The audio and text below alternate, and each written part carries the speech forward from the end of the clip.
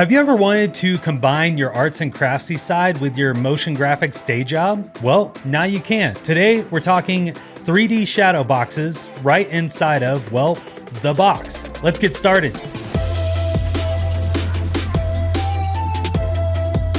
Hi, I'm Ryan. You might remember me as a TA from such courses as Cinema 4D Basecamp, Cinema 4D Ascent, or Lights Camera Render. And if you don't remember me, that's fine too. I'm a motion designer and art director based up in Oregon. Today, we're going to be talking about how to build a digital shadow box, or one of those picture frames that has a little bit of depth to it and showcases a 3D object or photographs so that it looks a little bit more, well, 3D. We're gonna first create a scene in Cinema 4D that we're gonna use as the basis for this effect. And then we're gonna actually create the shadow box using Cinema 4D and Redshift. If you'd like to follow along, I've got all the scene files linked down below. Feel free to download them, open them up, play around with them, or just, use them as the basis for your own scene. So let's go ahead and dive in. So I've pulled up a couple of images here that I want to use as kind of reference images in order to create this shadow box. These are just to give me some ideas of what a real life shadow box actually looks like. Now, there are quite a few different ways to go about building one of these. If we start up here in the left side, you see we have this kind of 3D butterfly with the cool ornate picture frame type stuff going around, and that there's no glass panel over this, but you can definitely see that the picture frame itself has more depth than a normal one. Now, this is more typical of the usual shadow box design. I would like this one because it does have actual 3D objects, and that's kind of what we're going to mimic in Cinema 4D. Before we go too much further, if you find this video helpful or at least slightly entertaining, please click that subscribe button down below over here and that like button over here somewhere. That just helps with the algorithm, allows other people to find this video if they're looking for something similar in a tutorial. So here we are in Cinema 4D. Now, if you're planning on downloading this scene and using it as the basis of your own project, please note that I'm using version 2024.0.2 and Redshift version 3.5.19. Now, for the scene itself, it's pretty simple. We just have a couple of yurts here that I built using different procedural modeling techniques that I learned through Cinema 4D Basecamp and Cinema 4D Ascent. These are just using primitive objects with some different deformers placed on them in order to get the different shapes that we're looking for. I'm also using a volume mesher for the door here, which just has a couple of different panels in it. And then those are also being cut out by a sphere object under this remesh that is creating the window. Now for the ground here, all I'm doing is using a plane object under a subdivision surface.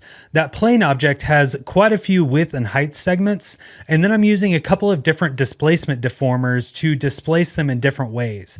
I have one that has the basic large hills happening, another displacer that's doing the more detailed hills or the in-betweens, and then one final displacer that I'm using spherical fields on around the yurts for these kind of snow piles that would have fallen off of the roof of the yurt here. For the mountains, all I'm doing is using a few different landscaped objects, and I've adjusted the seeds in each of these to get some different looks and adjusted some of the scaling as well. And then I've placed all of that into a polygon reduction object and reduced the polygon strength as well as triangulate it all to give it this real nice angular and kind of harder look. Now, the one thing you will notice is that there are only 3 trees in this scene right now, and I'll show you why. If we pop open our Redshift render view by clicking on the Redshift menu and selecting the render view, and then let's dock that to the right-hand side of our viewport just so we can see what's going on. And if I go ahead and fire up this Redshift render view, this should just take a quick second to get going, but you see we actually have quite a few more trees in the scene. That's because I'm using a render time scattering effect that David Ariev teaches about in the Lights Camera Render course. The only difference is I'm using the Redshift version, whereas he uses the Octane version of that. Now, the Redshift version is built into Cinema 4D now. If you click on the cloner icon and hold down, you'll see there's this matrix scatter object since version 2023. Now, what that's going to do is just put in this RS matrix here and an RS object tag on that matrix. And what I'm doing is using that object tag to drive the matricity particles as custom objects. So those are the basics of how this scene is put together. Feel free to dig into the rest of this and check out how the lighting is done and even some of the other modeling areas. Now, in order to go ahead and build our shadow box, we have this scene set up and it's looking nice, but we need kind of a picture frame in the center here, and then we need to be able to block out the rest of the background. So what are a couple of ways of doing that? Well, there's one really pretty simple way directly within Redshift how to do that. So the first thing we want to do is kind of frame up our camera in a way that looks interesting. And what I really want to focus on here is kind of this center part of the screen. So I'm trying to get the moon kind of up in my upper left-hand corner. And then I want this door and window kind of on the lower third. So we get kind of this spiral happening somewhere along in there. I think this is actually getting pretty close. I do want more of a lower angle so that it looks like we're, basically at a human level looking into the scene. So what we're going to do now is just set our camera in this position. And all we need to do is click on the camera icon. That's going to create a new Redshift camera. And then I just need to click the target icon next to that camera. And now we are looking through that camera. Now, one thing I do want to change here is the focal length, because I want to have a little bit more parallax when we're moving this camera around. I'm going to bump the focal length up to about 50, and then I'm going to zoom my camera back again and kind of try to reframe it a little bit. Got a little bit off there, but if we try to reframe it a little bit closer to the way we had it, somewhere right along in there is looking pretty good. So now we can drop this camera into our camera null. Now I set up these nulls in my scene and color code them using layers. This is just because I like to have a very organized scene, and I also like to be able to solo things out. Now for our actual shadow box, we need some kind of geometry to kind of showcase where that picture frame would be. So we'll start with a rectangle spline, and I'll just go ahead and add that to the scene. And then I want to drag and drop it underneath my Redshift camera because I want it to start where the camera is. In order to zero that out, I can click on my coordinate manager icon down here in the bottom right, and then just click on reset transform. Now, we don't see that spline at all in the scene, and that's because it is set exactly at the point where the camera is right now. So we just need to move it forward in Z space a little bit. We'll go positive, and it should start showing up right about 400 or 500. We'll go and do 750. That's looking pretty good. And now we can actually pull this out from the camera, and we'll drop it into our stage null and just add that to the stage layer. So now that is a separate layer than the rest of the scene, and we can control it separately if we need to. Now for the spline itself, we want to narrow it down just a little bit somewhere in there. And we also want to make it a little bit shorter and then drag it up in Y space. We'll make it a little bit taller somewhere along in there. And then I want to add some rounding to it because I want it to kind of have a, porthole type of vibe. We'll just reduce some of that rounding. Actually, we'll increase it just a little bit. So right about there is looking good to me.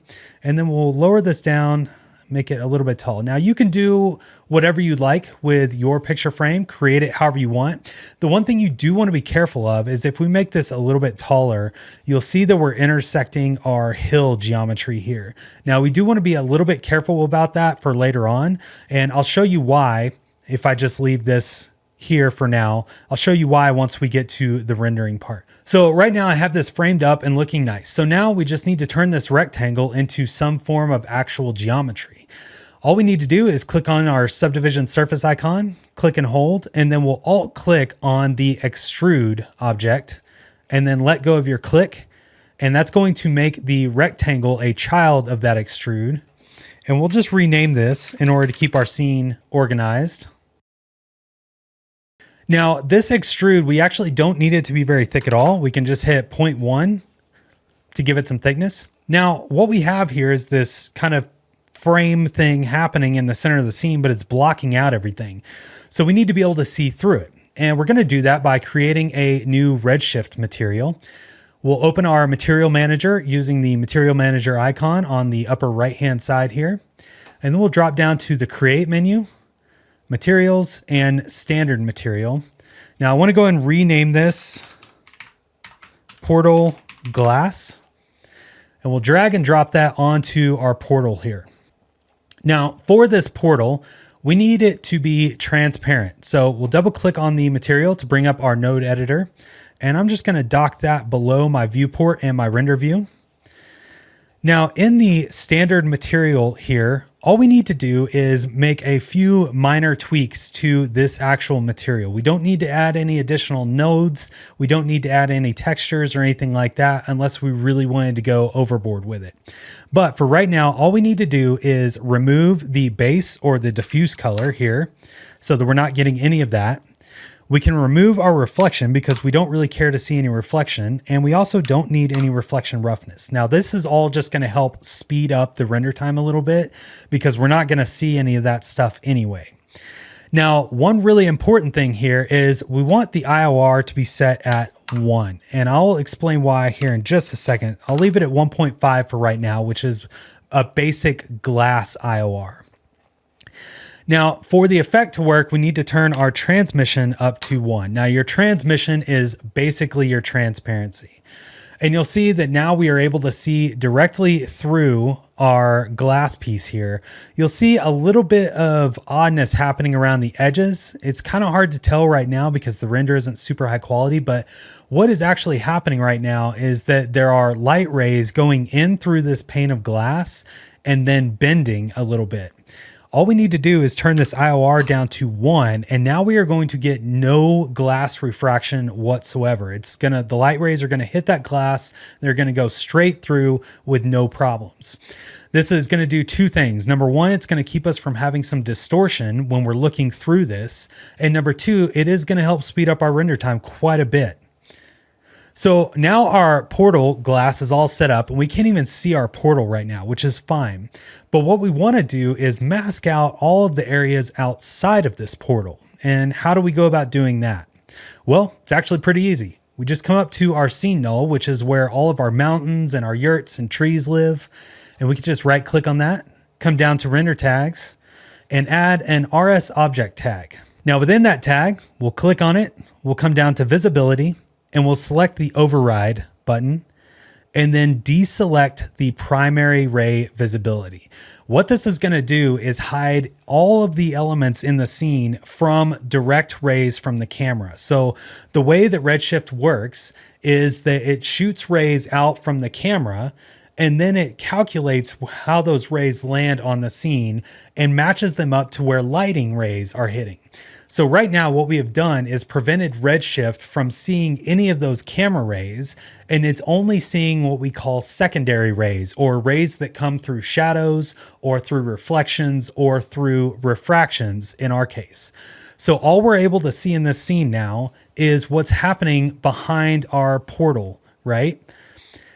You will notice that we are seeing a sun and sky rig background, and that's okay. We can actually mask that out later on by either putting a wall plane up or by just masking it out in After Effects. So with that said, this is cool, but it doesn't really look like a picture frame. It just looks like a block with a scene behind it. So let's go ahead and build this out a little bit more. I'm gonna grab our portal spline, and I want to make an instance of this so that I can start to sweep some other geometry over. So with that portal spline selected, I want to alt click on my subdivision surface icon and come down to instance and then just release the click. And now I can pull that instance out and pull it under the stage. And now we have a secondary spline here, which is fine.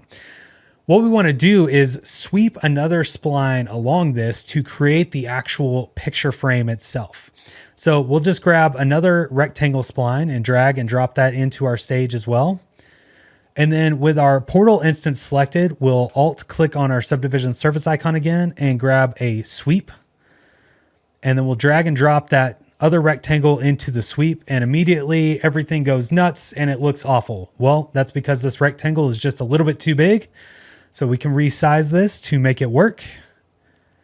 Now we would like a little bit of thickness, right? Because that's all the reference images that we saw. If I pull those back up, you'll see that these picture frames are a little bit deeper than a normal picture frame would be. So let's dive back into Cinema, and we'll just we'll deselect our camera for right now.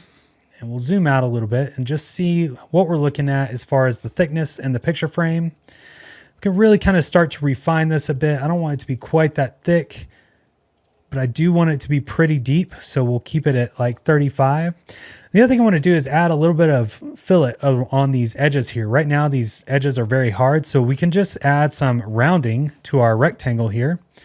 And we can go down from 4 because that's quite a bit. And you'll see that we should start to get some nice stuff happening in here. Now it looks like my viewport clipping is getting in the way. So we'll do Control or Command D, bring up our project settings and come down to display. And my view clipping is currently set to custom. I'm not really sure why. We'll change it to medium and that should change. There we go. Now I no longer have the viewport clipping issue. And we can just down that to 1 on the rounding, and that's starting to look much better. All right, so now we have our picture frame, and from there we can actually set our portal back all the way to the back side of that, and now we'll get some nice depth happening inside of the picture frame before we get into the actual scene there. It's almost looking like an airplane window at this point. And as you can see, as I move my camera around, we're seeing that that scene, we still get all the parallax and we can still see the different angles from it, but our picture frame keeps it all masked out. So this is the exact shadow box effect that we were looking for. So the other thing we can do to kind of spruce this up is start to add some more materials. So let's see if we can find a cool material for our actual picture frame here. I'm going to open up my asset browser and we'll just click on the materials section. And if I open this up a little bit more, let's go for something. I think there's some cool plastic looking elements in here. I believe this plastic old, I can't see what the rest of it is called, but if I just drag and drop that onto my sweep object. Now, one thing you will notice right away is that we're not seeing a lot of color change here. And that's because the lighting in our scene is affecting the lighting in the picture frame and the outside of the scene as well. Really what you want to think about in these situations is the picture within the picture frame would typically have different lighting than the room where the picture is actually sitting, right? So we might need to adjust some of these lights real quick. We can do this really easily. If I pop in and start to grab my lights, I have these 2 cabin lights. I can go to the project tab and I have this mode set to exclude right now. So all I need to do is drop my picture frame objects in here. And luckily I've separated all this out using this stage null and this scene null. So all I need to do is drag and drop the stage null into that light. And even though it's jumping away from it, if we go back to it, you'll see it's there. This is a bug I've encountered with 2024.0.2 where when you drag and drop something into one of these windows, this whole attributes window changes all of a sudden. And you just kind of have to click around to get back to it. But something we just work through as motion designers, right? So we'll do the same thing with the rest of these. Just drag and drop that. Now the key moonlight is only set to include the mountains. So that one's fine. And then the same with the kicker moonlight and the key front light. Now the moonlight fill, we'll need to add that. And then our RS sky, we have this RS sun underneath it. And that's actually where the project settings are, the project exclude and include settings. So now we have basically no lighting happening. And what you're seeing is just reflections coming in off of the scene itself. So how do we need to light this? Well, we can just do a really basic HDRI to light the internal scene where this picture frame actually is sitting. So we just click on our area light icon and come down to dome light. And we'll go and drag and drop that into our lights section. Now this dome light right away, you see it's affecting the entire scene. So our entire scene got really bright and now we have this really bright background. So what we can do is pop into our dome light. Again, we just need to click around to get to that project setting again. And we just need to exclude the scene here. So that's going to make our scene itself go dark again, but we're still getting this bright background. That's actually going to be under the dome light object settings and this background checkbox. If we just turn that off, now you'll see that we have some nice lighting happening on the picture frame. but nothing is happening inside of the scene. The light is different between the internal scene and the external scene now. So with this dome light selected, we can also bring in an HDRI texture. There's actually quite a few included in Cinema 4D now. If I just select my asset browser and select all, under the HDRIs, we have a few different options. And we can just select, this one looks like an actual room of some sort. And there we go. That's already looking a little bit better. We're just getting a little bit of reflection there. Now, something else we could do is go ahead and add a wall to this. And the way we can do that is by just selecting our extrude. We will Command or Control drag to duplicate this. And we'll just name this hole. And then I'm going to grab a cube. I want to parent that to the hole here and then reset the transform again so that we get it directly in the middle. And then now I can make it bigger on all sides. We don't need it super thick though. So we can click around again until I get back to my main piece. We can just do something like 2 centimeters in depth. And now we'll pull that out and we'll add this to a volume builder by alt clicking on the volume builder. And then we'll drag our hole into the volume builder as well. And we'll reduce our voxel size down to 1. And on volume, under the volume builder, under our hole, we'll select subtract. And that should subtract the hole from the volume, but it's not because the offset of the extrude is not deep enough. So we just need to increase the depth here and then bring our extrude forward in Z space a little bit or closer to the camera. And now we're getting the hole here. And then from here, we can add a volume mesher by alt clicking with the volume builder selected. And that will parent the volume builder to the volume mesher. And now we're getting this nice plane. And once again, we can go look for a new material for this plane. We'll look for something, say, wall. We've got some brick walls and stuff here, so let's just make a nice brick wall texture. Wait for that to download and update in our render view. And now while we're doing that, you can already see what I was talking about with that geometry intersection happening. If you look at the bottom part of our wall here, you can see that it's actually cutting into the plane that we're using as our hills. Now, obviously that wall did not work very well at all. So maybe we need to change the projection mapping. Let's go to cubic and see what happens. That's already looking much better. This could definitely be increased in size a little bit. So we'll bump this up to say 300. And that looks a little bit more realistic already. So now that we have our material up and running, let's go ahead and go back and fix the shadow that we were getting on the wall from the landscape object here.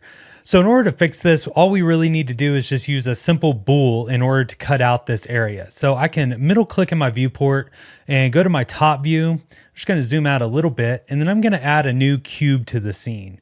I'll drag and drop that under my scene null and under the ground null, and add it to the scene layer as well. Now, if I just zoom in and start to maneuver this cube into position here, I just want to get it kind of right in the center of where that wall is going to be, and then we'll rotate it to line up with the wall as well. So right about there. I'll pause my render view for a second just so we can do this a little bit faster. All right, and then I can zoom way out and we'll just make this cube really big and reposition it again to be just behind that wall.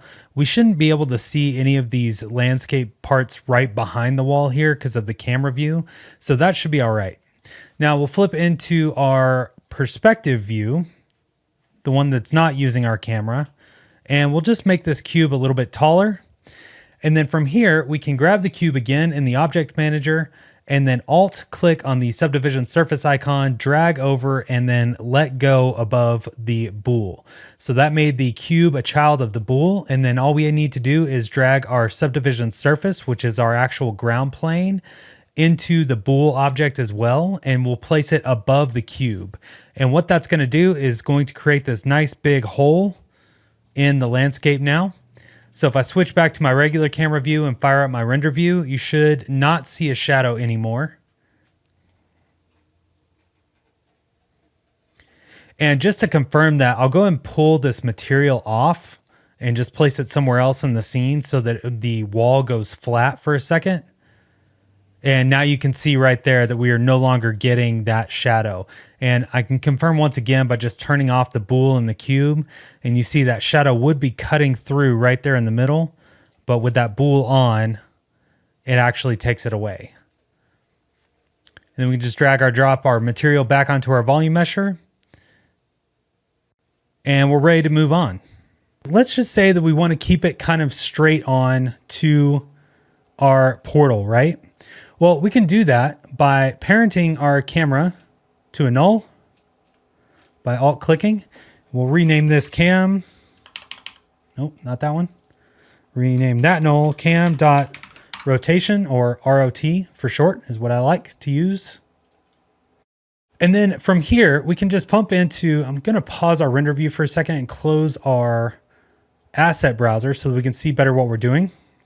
If we pop into our top view by middle clicking and coming over to the top view and middle clicking again, I have that camera rotation null set, but right now it's set on the actual camera.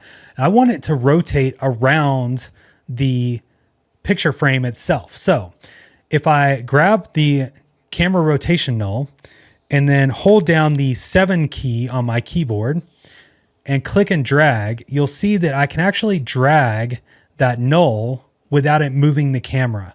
Anytime you want to move a parent object without moving any of the child objects, hold down the 7 key. That will allow you to retransform the parent object however you want, and it will not affect the children at all. So we've got that going. And while we're up here in the top view, I want to go and grab this volume mesher and just move it back to the back of that picture frame. And now if I pop back into our front view and fire up my render view again, I can select this camera null. And what's going to happen is now if I click on the H or the heading rotation, we're going to rotate directly around that porthole, which will keep our wall in view almost the whole time. Now, if I wanted to set this as my base positioning, all I need to do is come down to my camera rotation null under the freeze transform section.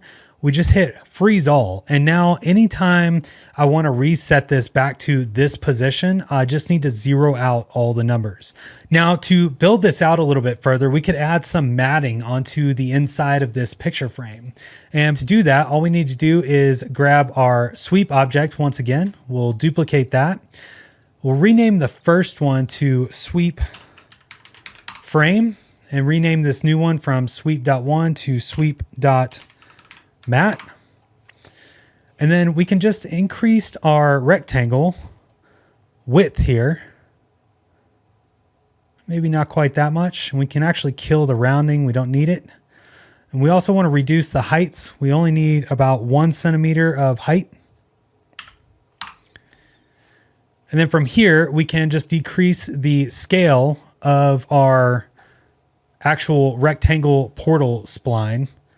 Typically, I think 0.9 should work in this particular setting because we just want it to kiss the inside of that picture frame and then add a little bit of matting over our actual image. Now, with that said, we can actually come and grab another material and we'll do, let's try the plaster rough and see how that looks. We'll just drag and drop that onto our sweep.matte.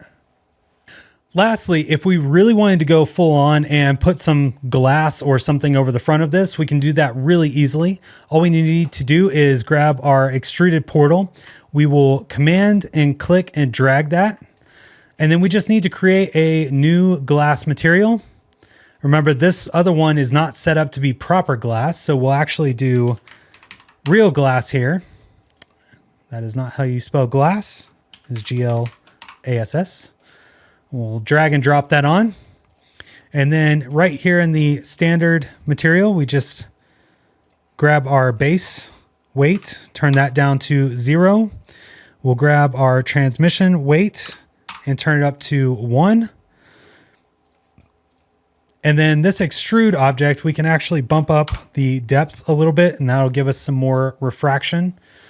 I'll jump into our default camera. Actually, we'll jump into the overhead camera, zoom in, and just bring this forward in space until it gets right to the front of that panel.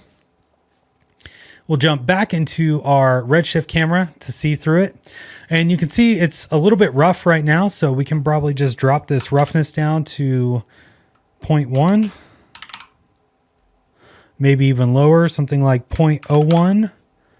And now you'll see we have a little bit of glass happening over the top, and we'll get some reflections on that if we rotate it a certain way. That's basically the gist of how to create this directly in Cinema 4D. It's a pretty straightforward process. The really key thing here is making sure that you have a transparent panel of some sort over the front of your image, and then having this RS object tag set to primary ray visibility off.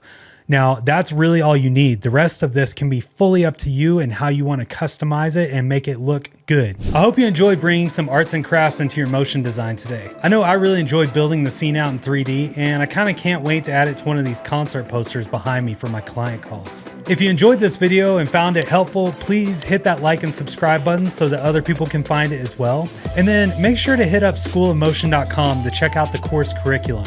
If you're a 2D focused designer and would like to start creating more scenes like this in 3D, make sure to check out Cinema 4D Basecamp. It's a great course from School of Motion that really allows you to get into 3D if you have more of a 2D background. If you're more like me and already have all the 3D in your bag, but want to really bump up your animation skills, Advanced Motion Methods is a course that I've taken personally and has really boosted my confidence when it comes to animation. I really hope to see you in one of the 3D courses that I'm helping out with.